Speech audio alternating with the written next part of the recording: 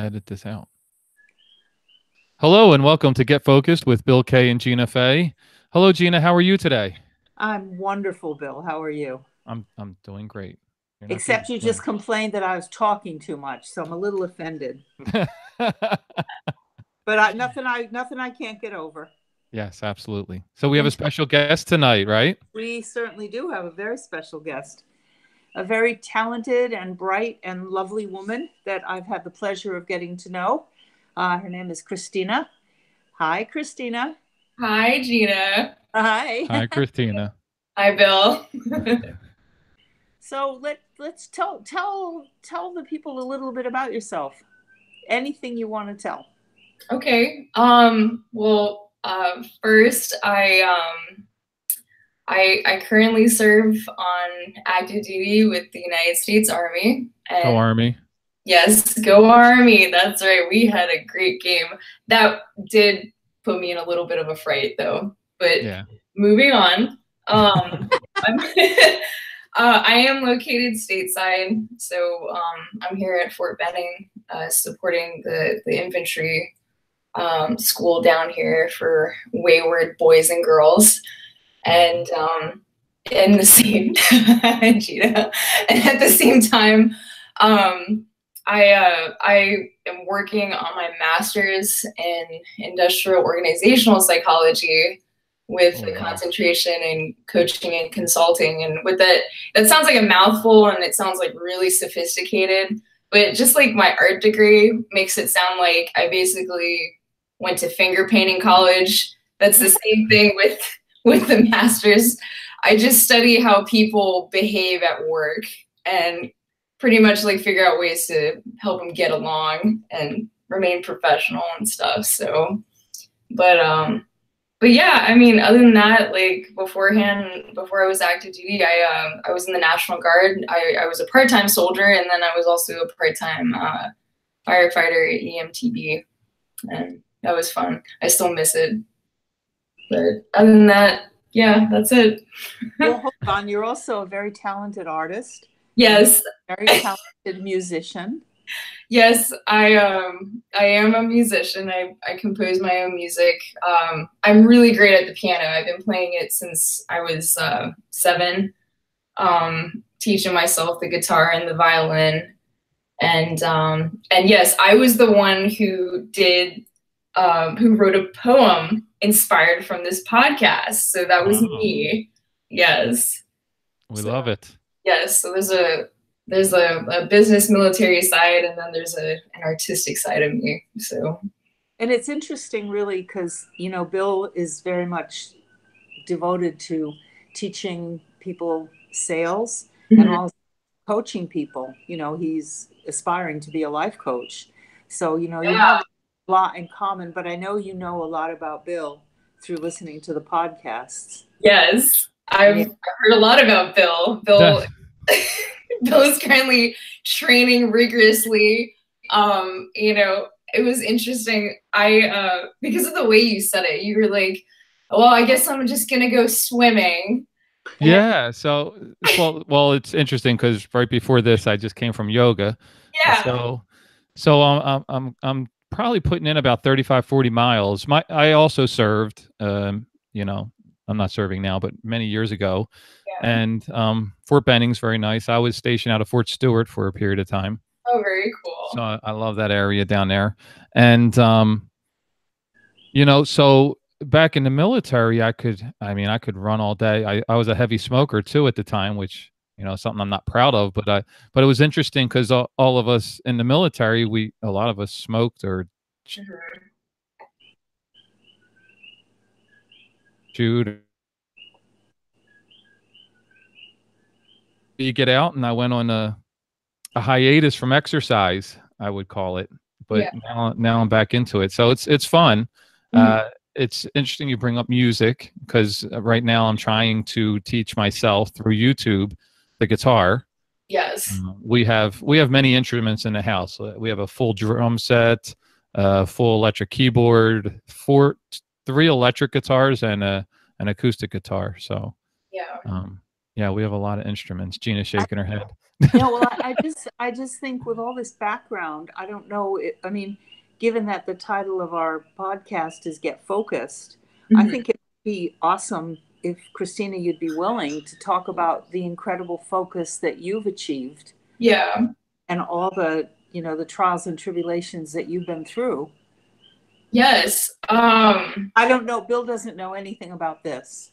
Right. So I also currently serve with relapsing remitting multiple sclerosis. I got it, or I basically was diagnosed fairly recently. It was August 2015 when I got the phone call.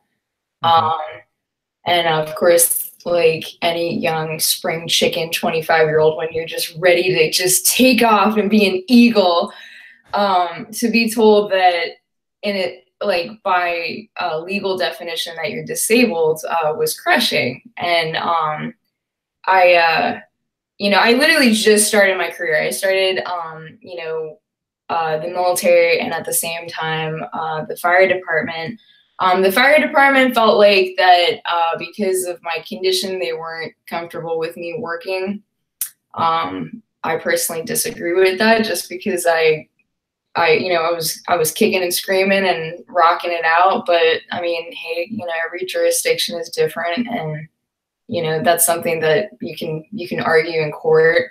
The military, on the other hand, you know how it is, but like, as long as you can do that PT test, they really they won't bother you much about it. And that's what I liked about it. That's why I'm full-time active duty now. But for those that are listening, yeah, you do have to get focused. Like, definitely self-care is important. I think the biggest thing that got me to manage my condition on top of like all of the things that I do was to really find like the foundation. The foundation was that a lot of those things about me were expressions of myself. And yeah, I mean, they're expressions. So then it's like, okay, so they're expressions of me. How do essentially I started to ask myself, like, okay, how do I communicate that? Besides through the way I lead, or the way that I talk, or the way that I write, or that I play music, or even in the way that I draw. And I realized that I actually was poor at communicating my needs, because after working with Gina, I came from a background where my normal was not to do that. But the narrative and the association was, if I communicate what I truly felt in the moment, I would get punished. I wouldn't receive love. I would get more pain and shame and guilt. And, like last week, you all talked about the monkey mind, right? I love that episode. Right? Yes, but that was the monkey mind at work, like right there, like just like in the inner phases of adulting Christina. So, but I would say, yeah, actually, so recognizing it was important, just kind of being like, okay, I'm going to acknowledge the fact that believe it or not, that was my true disability, not the MS. That right there was my disability. Yeah, like Gina's like, yeah, that's my girl. The fascinating thing about it is Gina assisted me as well with recognizing that. Yeah.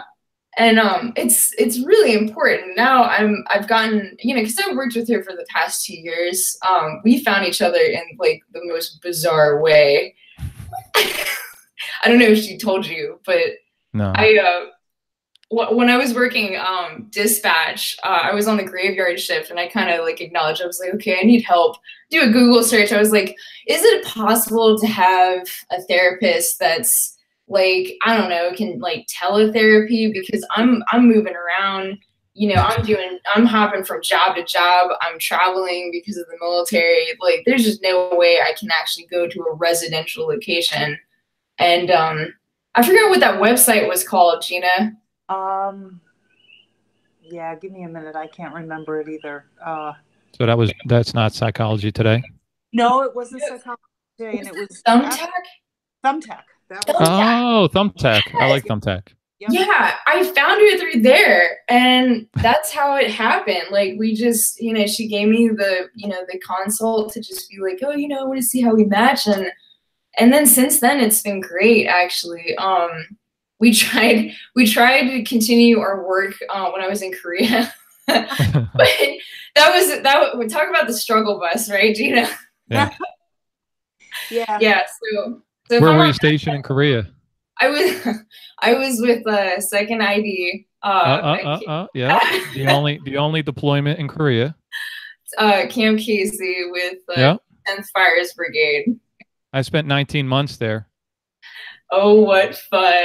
Oh yeah, I loved it. I extended. That's how much I loved Korea, to be honest with you. And that's exactly where I was at, Camp Casey. I applaud you. You must have had a great command. Because I couldn't wait. Yeah, it's you either love it or hate it.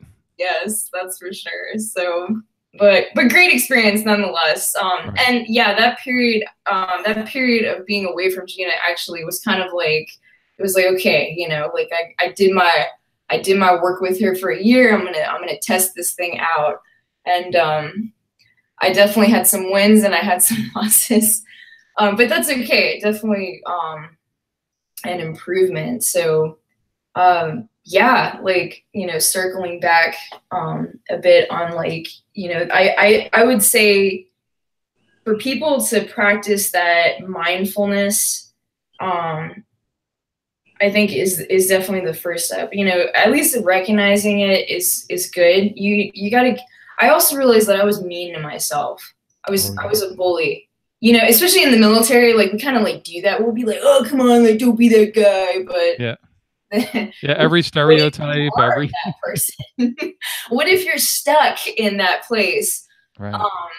Like I noticed today, yeah, when we work with trainees, you know, like as instructors, I'm not an instructor. Again, I support the instructors, but you know, we always have kind of like a gut check moment where we kind of like reorient ourselves a little bit, not to project that me talking to myself towards a trainee who has no context of the military, they have no context of the Army. Sometimes I'll see like these drill sergeants kind of like relive past futures and like kind of project it. But you know, hey, that's why we're here. We kind of like, you know, bring them in, just being like, hey, you know, like, you know, what's the focus today? The focus is to do the best with what we got and, you know, figure it out. Christina, are you saying that you notice that there's a tendency to treat other people the way you were treated as a kid? Yes. Great example. So today, right, I use like Gina's like ninja techniques because you know, like, Bill, you're laughing because you're like, yeah, she does this to me like all the time. Well, I'm laughing because ninja to me is someone that quietly does it. She kind of just like slaps me in the face with it. So I don't know. Maybe she's nicer with you, but no. I think like death by paper cuts. You really don't know when it hits you until it's too late. Oh yeah. Oh, tell me about it. The other day, I just got to interject. The other day, I was called a velvet steamroller. Yeah, that's you. Oh, thank you. Thank you very much. Yes. Yeah, we so great example, right? Because this is relatable. Obviously, we work with the civilians, you know, on the post when it comes to like supporting whatever it is that we got to do. And in one instance, I actually one of my soldiers, I gave her a mission. She executed beautifully, but there was a problem at the warehouse that was the location of her mission. You know, she was just doing her deal. But yeah, one civilian had a problem with how she was doing it, and he interjected. He demanded that the operation stop.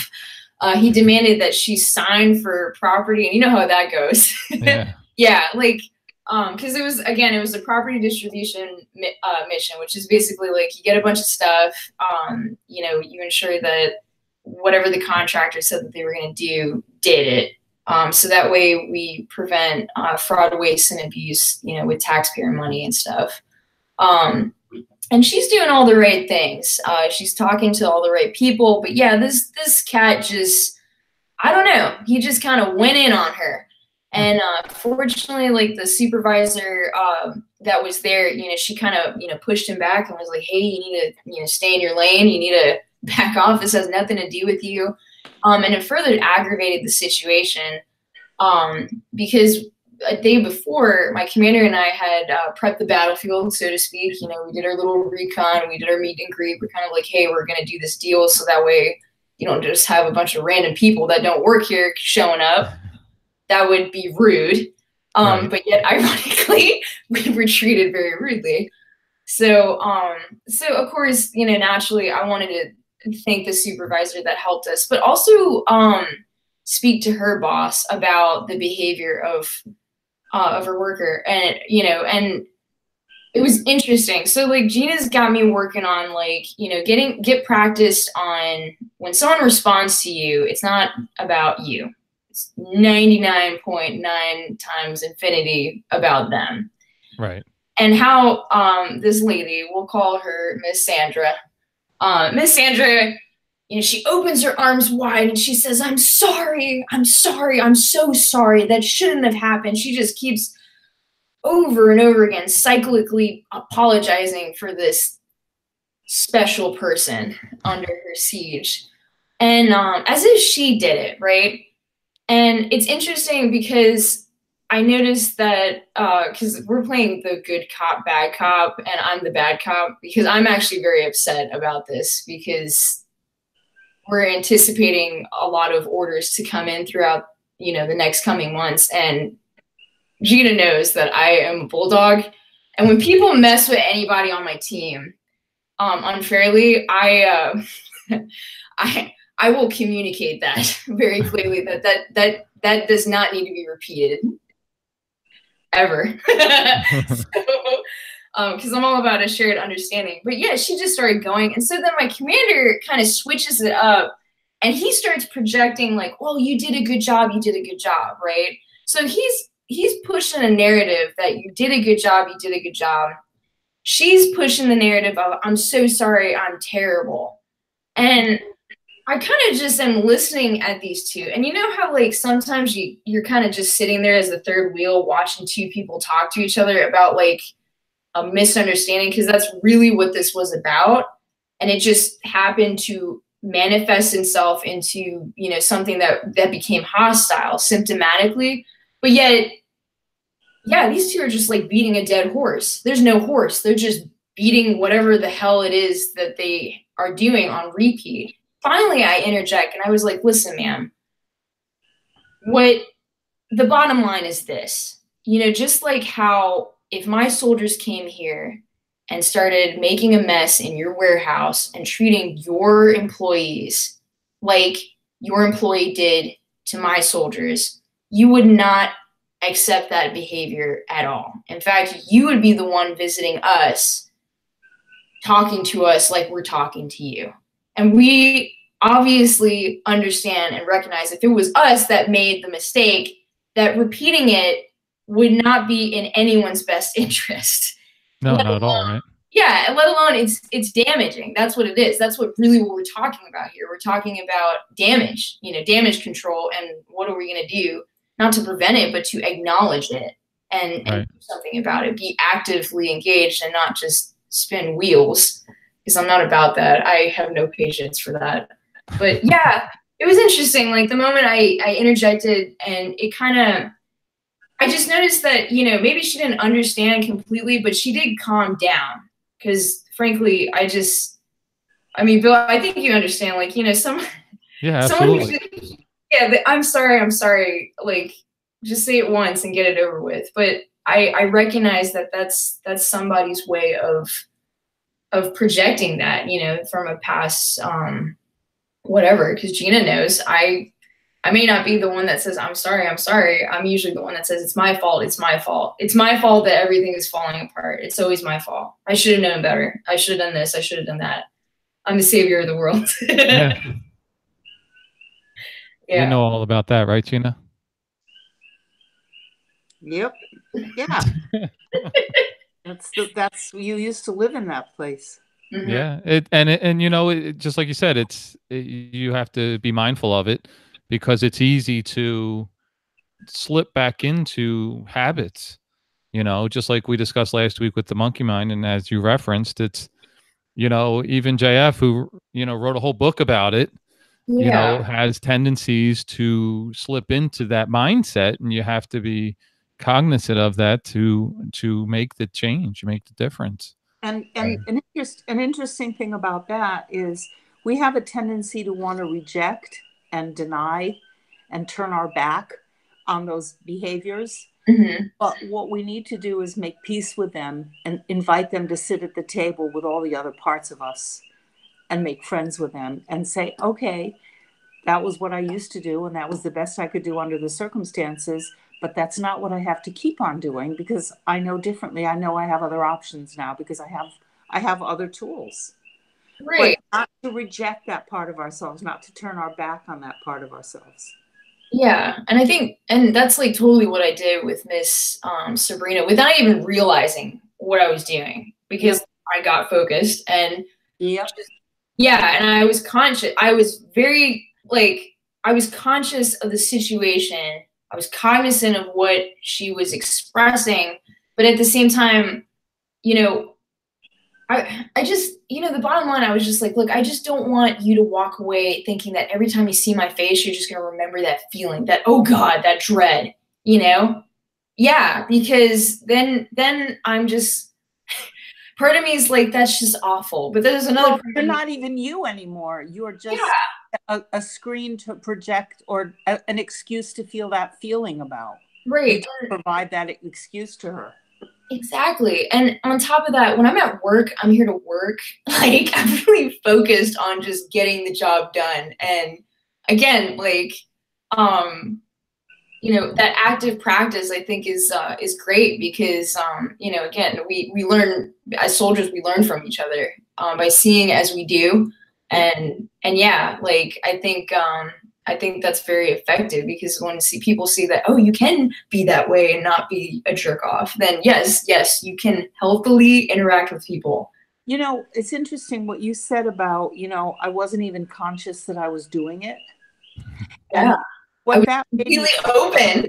Yeah. Well, what that made me think of was the 4 stages of learning any new skill. Oh, okay. And do tell, Gina.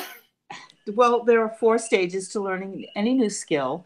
And the behaviors that we practice now, the unhelpful or dysfunctional behaviors, are skills that we learned as well when we were kids to help us cope with our environment.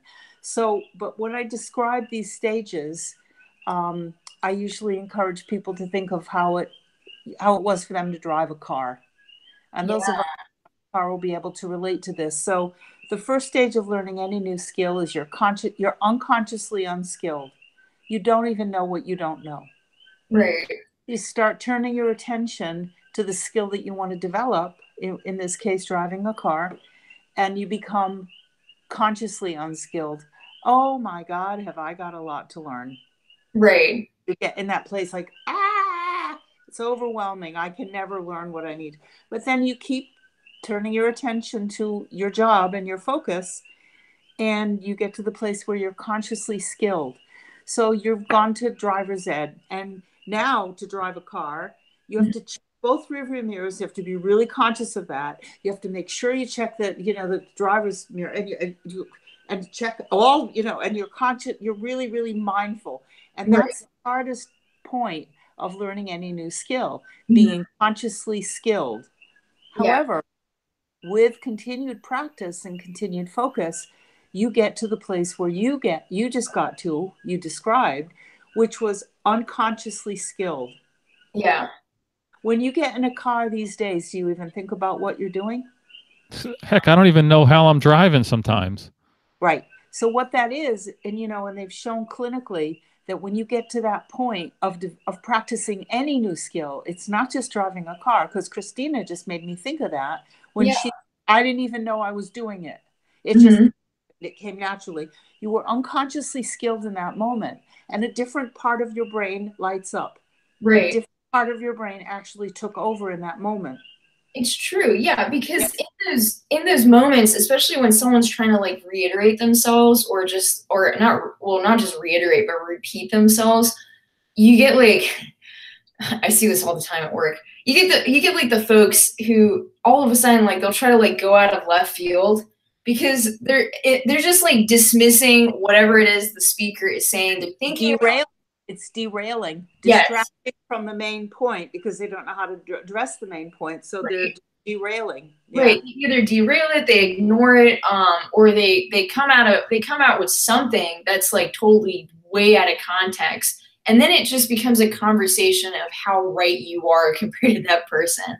And then it seems becomes a contest. Yeah. Yeah. And it almost went that way until, I interjected. But at the same time, to be completely honest, because I was upset, I wanted to express that too. But I was like, okay, how do I convey that? And I'm like, well, let's use another example. If the tables were turned, like, because then she could potentially register my anger because if she was in my position, she would just be equally as pissed, like absolutely. Because the bottom line is you don't treat any customer like that when it comes to the philosophies of customer service, but things happen, and just because those things happen doesn't mean that, oh my God, now I'm a terrible supervisor. No, not at all. But it is something to be aware of as well as to acknowledge that it did happen. Yeah, I mean, I don't want to like go ahead and repeat the fact that, oh my God, like now our engagement forever is forever christened by this activity. Well, do you want to use it to beat yourself up with, or do you want to use it to learn from? Right. Yeah. And I also didn't want her, like, granted, like there was a part of me really tempted to just, enlighten that individual. Yes. I really wanted him to make my day because it's just, come on, punk, bring it on. Make my day. It's just Tuesday and, I got all week. but at the same time, that's just too easy too. Well, and if that's the person you want to be, then you can certainly be that person. Or if that's not the person you want to be, then you choose to be somebody different. You want to choose to come from your higher self, or you want to come from that belligerent, angry, come on, punk, make my day kind of. It's entirely your choice. Yeah, it is. I really hate to say this, but I have to run. Yeah, we got to wrap it up. Yeah, that's right. Dang. Okay. Yeah, I have another appointment scheduled. I'm so, anyway, too bad we had the technical difficulties, but maybe we'll do this again another time. Oh, absolutely. Because absolutely. we know how to do it now. Yes. Now we know how to do it. Yeah, so definitely it's been a pleasure speaking with you. Thank you so much for everything that you do, your sacrifices, and I understand those. I also understand that, it's also it was by far the greatest experience, the greatest. I don't really call it a job or a career, but it was the best thing I've ever done. I honestly wish they took better care of soldiers. Oh, amen to that. Amen to everybody talks about minimum wage and everything else, but our United States military lives on less than minimum wage, and to try and raise families and things like that, it's very difficult. So putting it mildly, Bill, you're putting it mildly. I mean, so thank you for everything you do, and I definitely want to do some more. I want to hear more about the music and the artistic. And I definitely want to dive into, because I'm fascinated with the whole you going the education route for coaching and all that, and here I am on the life educated route of doing it. So thank you. And anything else, Gina? No, I'll see you on Saturday though, Christina. Okay. I was going to say you're coming to San Diego on Saturday? Yeah, too cold and wet in San Diego for me. Thank you. It is cold. And I'm not going to Virginia either. You know, I think I may have mentioned this, and I'll just lead out with this. I have a neighbor that says, I'm never going to live anywhere where the temperature gets below my age. Amen, really sister. good. I like Amen. that. Amen. So we'll end with that. We're gonna have it in the show notes. Any information, get in touch with us. Thank you so much again, Christina, Gina. I know you have your appointment. You get to that. We'll talk soon. Yeah. Thank you. Have a good night. Bye. Thank you too. Christina. Sleep well. Thanks. Bye. Thanks. Bye.